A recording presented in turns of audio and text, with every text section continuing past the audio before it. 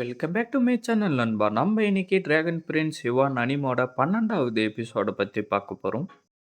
எல்லாரும் சண்டை போடுறதுக்காக ரெடியா நின்னுகிட்டு இருக்கவும், டே QU1 எங்க கூட நீ சண்டை போட விரும்புறியாடா? இந்த நேரத்துல ராயல் ஃபேமிலி கூட சண்டை நடந்துச்சுன்னா அதால எனக்கு எந்த ஒரு யூஸும் இல்ல. அது மட்டும் இல்லாம 2 சைடும் நிறைய லாஸ் ஆகும்னு சொல்லிட்டு அவரு கீழ வர, QU1 உண்மையிலேயே நீ எங்க கூட சண்டை போட விரும்புறியாடா? நீ ஹீரோவுடைய அப்பா கேட்டுக்கிட்டு இருக்க. ஃபியூலிங் நான் உன்னை யங் மாஸ்டரை காப்பாத்த சொல்லி தான் ஸ்டேஜுக்கு அனுப்புனேன். ஆனா நீ இப்ப என்ன பண்ணி வச்சிருக்கன்னு பாருடா. தலைவரே என்ன மன்னிச்சிருங்க. யங் மாஸ்டருக்கு பயங்கரமா அடிபட்டு இருந்துச்சா, அதான் நான் கொஞ்சம் கோபமாயிட்டேன்னு அவரு சொல்லிக்கிட்டு இருக்க, நீ தெரிஞ்சோ தெரியாமலையோ பெரிய தப்பு பண்ணிட்ட. முதல்ல யங் மாஸ்டர் இங்க இருந்து கூட்டிகிட்டு போயிட்டு ட்ரீட்மெண்ட்டை கொடுக்குற வேலையை பாருடா. ராஜா இது எல்லாமே என்னுடைய தப்பு தான், எங்களை மன்னிச்சிருங்க. உண்மையிலேயே நீங்க எங்க கூட சண்டை போடுவீங்கன்னு தான் நினைச்சேன். ஆனா நீங்க இந்த மாதிரி அமைதியா போவீங்கன்னு நான் கொஞ்சம் கூட எதிர்பார்க்கவே இல்லைன்னு ஹீரோவுடைய அப்பா சொல்லிக்கிட்டு இருக்காரு. ஐனஸ் நான் இப்போ உங்ககிட்ட கேட்க போறத நினைச்சு நீங்க ஒன்றும் கோவப்படாதீங்க. எங்க கிட்ட இருந்து அன்னைக்கு வந்த திருடங்க எங்களுடைய ஃபேமிலி டெக்னிக்கை திருடிக்கிட்டு போயிட்டானுங்க. அப்புறம் எப்படி உங்களுக்கு இந்த டெக்னிக் தெரிய வந்துச்சுன்னு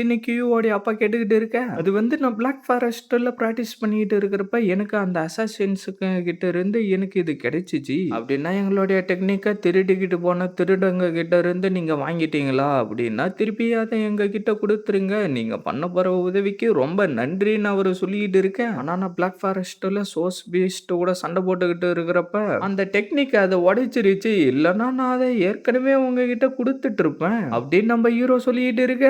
அப்படியா விஷயம்? அப்படின்னா நான் அந்த சோஸ் பீஸ்ட கண்டுபிடிச்சு துண்டு துண்டா வெட்டாம விட மாட்டேன். கிங்க்யூ நீங்க கொஞ்சம் கேர்ஃபுல்லா தான் இருக்கணும். ஏன்னா அது கூட சண்டை போடுறது ரொம்ப கஷ்டம். அது மட்டும் இல்லாம அந்த சோஸ் பீஸ்ட் திருப்பி சண்டை போடணும்னு நம்மளுடைய ஹீரோ சொல்லிக்கிட்டு இருக்கான். சரி லாட்சு போட்டியோடைய வெற்றியாளரை நீங்க அனௌன்ஸ் பண்றீங்கன்னு ஹீரோவுடைய அப்பா சொல்ல, சரின்னு சொல்லிட்டு இந்த போட்டியோடைய வெற்றியாளர் போட்டியே சேர்ந்த சூ யூ யுவான் அவர் அனௌன்ஸ்மெண்ட் பண்ணவும், கோட்டையை தான் எதில் ஜெயிச்சிச்சு, நாங்க தான் எதில் ஜெயிச்சோம். அது மட்டும் இல்லாம இந்த இயரோடைய ஃபர்ஸ்டா கோட்டையை தான் வந்திருக்குன்னு சொல்லிட்டு அவனுங்க எல்லாரும் சிரிச்சுக்கிட்டு இருக்காங்க. பார்த்தா யோயோவா அப்படியே சைலண்டா உட்காந்துக்கிட்டு இருக்கேன். கிங்க்யூ உங்களுடைய நிலைமை நினைச்சா எனக்கு கொஞ்சம் பரிதாபமா தான் இருக்குன்னு ஹீரோடைய அப்பா சொல்லிக்கிட்டு இருக்கேன். ராஜா எங்களுடைய கியூ மென்ஷனாவே இருக்கட்டும். ஆனா என்னுடைய பெரிய பையன் ஜெனரல் வி கூட இருக்கான். அதனால இதுக்கப்புறம் நீங்க கொஞ்சம் கேர்ஃபுல்லா இருக்கணும்னு சொல்லிட்டு அவன் அப்படியே அங்கிருந்து கிளம்பிடுறான். சீனை கட் பண்ணா அவன் உட்காந்துக்கிட்டு என்னவோ யோசிச்சுக்கிட்டு இருக்கவும், நான் ஏற்கனவே ஒன்னு அவசரப்படாதரான்னு வான் பண்ண இல்லைன்னு அவன் சொல்லிட்டு இருக்க, டக்குன்னு அவனுடைய பவர் அனுப்பி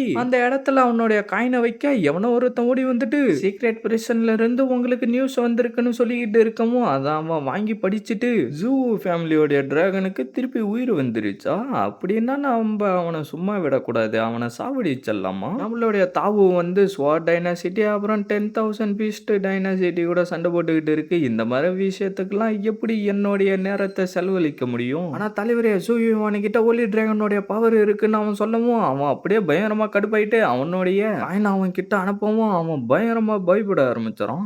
ஒலி டிராகனுடைய பவர் அதை வச்சுக்கிறதுக்கு அவனுக்கு தகுதியே இல்லடா. ஏதோ லக்கில் அவனுக்கு ஒலி டிராகனு கிடைச்சிருச்சிடும். ஆனா நான் அந்த ஒலி டிராகனை விட சக்தி வாய்ந்தவன்டா. நான் சொல்ல வர்றது உனக்கு புரிஞ்சது இல்ல மைனிஸ், நீங்க சொல்ல வர்றது எனக்கு தெளிவா புரிஞ்சது. அந்த ஃபேக் டிராகன் வெறும் 6 மெரிடியனை தான் ஓபன் பண்ணியிருக்கான். உங்களுக்கு முன்னாடி நிக்கிறதுக்கு அவனுக்கு தகுதியே இல்லைன்னு அவன் சொல்லிக்கிட்டு இருக்க, அப்படியே அவளுடைய காயினாங்க வச்சுட்டு தாயாங்க மொத்த மனுஷங்களை நீ எப்பயும் குறைச்சு போடாத. அது மட்டும் இல்லாம நம்மளுக்கு லக்கே அவன்கிட்ட இருந்து தான் வந்துச்சு. திரும்ப நான் இந்த விஷயத்துல தலையிட விரும்பல. அதனால எல்லாத்தையும் நீயே பாத்துக்கூடா. சரி விடு, நானே பாத்துக்கிறேன். டேய் கியூ ஃபேமிலிக்கு இன்னும் வேணும்ன்ற சப்போர்ட் எல்லாத்தையும் கொடுத்து அந்த ஜூ ஃபேமிலியை அடிச்சு துரத்த சொல்லுடா. அப்பதான் நம்மளுக்கு வேணும்ன்ற ஓட்டாவா நம்மளால எடுக்க முடியும். இங்க பாத்தியா அந்த டிராகன் மட்டும் எனக்கு கிடைச்சிச்சுன்னு வச்சுக்கோ, அந்த மொத்த நாட்டையுமே நான் அழிச்சிருவேன். சரி ஓகே, அந்த ஜூ ஃபேமிலியோடைய ஒலி டிராகனை பாக்குறதுக்கு எனக்கு ரொம்ப ஆர்வமா இருக்கு. என்ன கட் பண்ணா ஹீரோவா அங்க வந்துட்டு, அப்பா என்ன நீங்க கூப்பிட்டீங்களாமேன்னு சொல்லிக்கிட்டு இருக்க, பல நாட்கள் கழிச்சு உன்னை எக்ஸாம்ல தான் பார்த்தேன். உன்னுடைய கல்டிவேஷன் எல்லாம் எப்படிடா போய்கிட்டு இருக்கு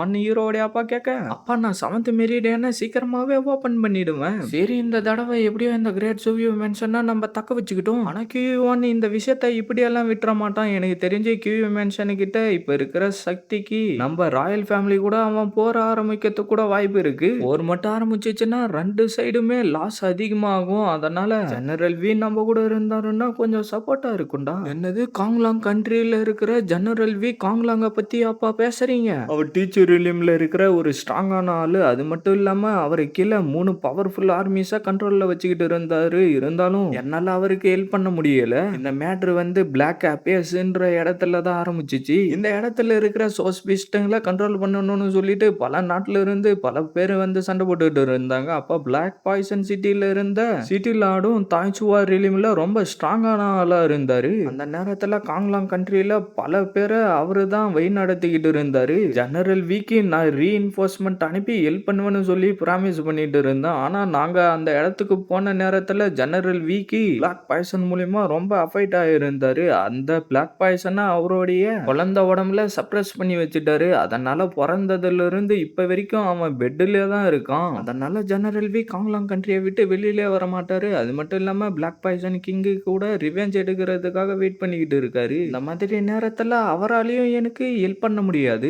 யூவான் வந்து அவனுடைய பெரிய பையன் கியூவாவோ ஜெனரல் வி கிட்ட அனுப்பி அவனுடைய பையனை சரி பண்ணி அவனுக்கு ஹெல்ப் பண்றதுக்காக பிளான் பண்ணிக்கிட்டு இருக்கான்டா. அப்பா நீங்க ஒன்றும் கவலைப்படாதீங்க. ஜெனரல் வி வந்து அந்த கியூ மேன்ஷன் கூடலாம் அது உள்ளார சேர்ந்துட மாட்டாரு. நம்ம போயிட்டு அவருக்கு ஹெல்ப் பண்ணா கண்டிப்பா அவரு நம்மளுக்கு ஹெல்ப் பண்ண வாய்ப்பு இருக்கு இல்லன்னு ஹீரோ சொல்லிக்கிட்டு இருக்கவும் நீ சொல்றதும் சரிதான்டா. 4th கிரேட்ல இருக்கிற சாப்பாடு அவங்களுடைய உணவு உள்ளார போயிடுச்சுன்னா அவங்களுடைய உடம்பு சரியாகிறது வாய்ப்பு இருக்கு. அதுல ஜேட் பேபி ஃப்ரூட் யூஸ்ஃபுல்லா இருக்கும். அது ரூயின்ஸ்ல கிடைக்கும். அது மூலியமா லாங்கிவிட்டியில எதிர்பார்க்காத அளவுக்கு எஃபெக்ட் வரும்டா. நான் அம்மாவுடைய லாங்கிவிட்டியை சரி பண்றதுக்காக அந்த ஜேட் பேபி ஃப்ரூட்டை கண்டிப்பா எடுத்துக்கிட்டு வருவேன். ஆனா ரூயின்ஸ்ல ரொம்ப டேஞ்சரான பீஸ்ட் எல்லாம் சுத்திக்கிட்டு இருக்கு. அதனால நீ அந்த இடத்துக்கு போறது ரொம்ப ஆபத்துறான்னு ஹீரோடைய அப்பா சொல்லிக்கிட்டு இருக்காரு. அது எவ்வளவு ஆபத்தா இருந்தாலும் பரவாயில்ல, கண்டிப்பா நான் அதை எடுத்துக்கிட்டு வந்தே தீருவேன்னு ஹீரோ சொல்லிக்கிட்டு இருக்கேன். சரி நீ இவ்வளவு நம்பிக்கையோட இருக்கிறதுனால நான் உனக்கு நம்மளுடைய ஃபிளேம் தண்டர் டெக்னிக்கா கொடுக்குறேன். இதை யூஸ் பண்ணி நீ பிராக்டிஸ் பண்ணுடான்னு சொல்லிட்டு ஹீரோவுடைய அப்பா அதை கொடுக்க சீனை கட் பண்ணா யோயோவுக்கு தலைவாரி விட்டுட்டு நீ இப்ப ரொம்ப அழகா இருக்குன்னு ஹீரோவுடைய அம்மா சொல்லவும் தேங்க்யூ ஆன்டி குயின்னு ஹீரோயின் சொல்லிட்டு இருக்கா. உனக்கு இந்த பேலஸுக்குள்ளாரே உட்காந்துக்கிட்டு இருக்க போர் அடிச்சுச்சுன்னா ஜூயுவான்னு கூட அப்படியே ஒரு வாக்கு போயிட்டு வான்னு ஹீரோவுடைய அம்மா சொல்லவும் அதான் நம்ம டுன்டுனோ ஹீரோவை விடாம துரத்திக்கிட்டே வரவும் ஹீரோ டக்குன்னு ஒரு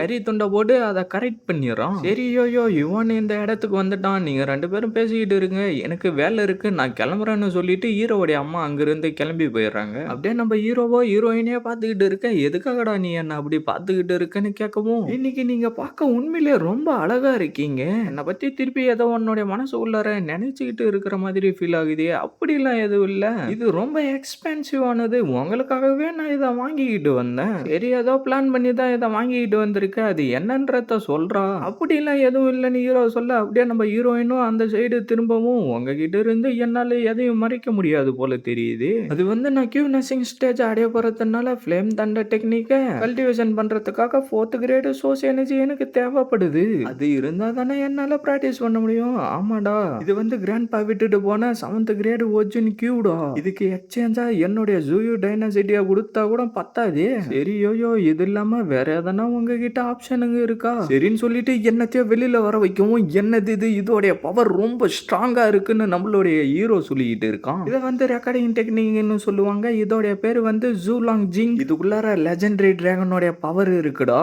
இதோடைய பவர் அந்த வானத்தையும் பூமியும் பொளக்குற அளவுக்கு இருக்கும்டா. அது மட்டும் இல்லாம இதோடைய பவர் 9th கிரேடு வரைக்கும் இருக்கும்டான்னு யோயோ சொல்லிட்டு இருக்க. என்ன 9th கிரேடு வரைக்கும் இருக்குமா? அந்த மாதிரி ஸ்ட்ராங்கான சோர்ஸ் எனர்ஜி எல்லாம் இந்த உலகத்துல இருக்கா?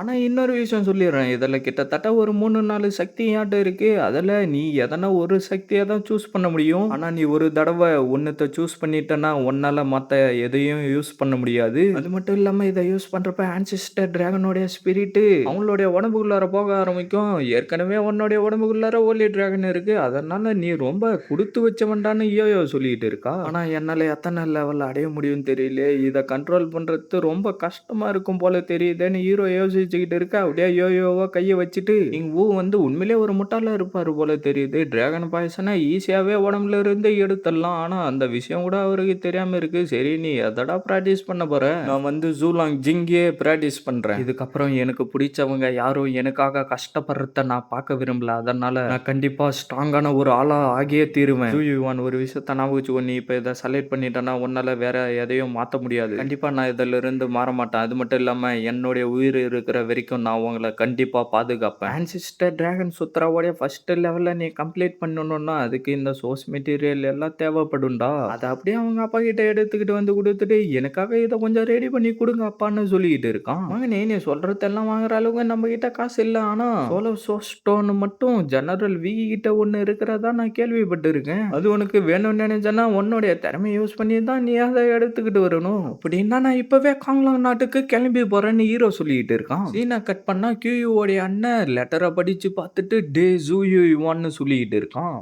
இதோட இந்த எபிசோடு முடியுது ஃப்ரெண்ட்ஸ். மறக்காம வீடியோக்கு லைக் போட்டுட்டு சேனலை சப்ஸ்கிரைப் பண்ணிட்டு பெல் பட்டன் ஆளு கொடுத்துருங்க. அப்பதான் இதுக்கப்புறம் போற வீடியோ எல்லாம் டக்குன்னு உங்களுக்கு நோட்டிஃபிகேஷன் வரும். மறக்காம இந்த மாதிரி அனுப்பி பார்க்குற ஃப்ரெண்ட்ஸ்க்கும் வீடியோவை ஷேர் பண்ணுறேங்க. நான் உங்களை அடுத்த எபிசோடில் மீட் பண்ணுறேன். See you guys.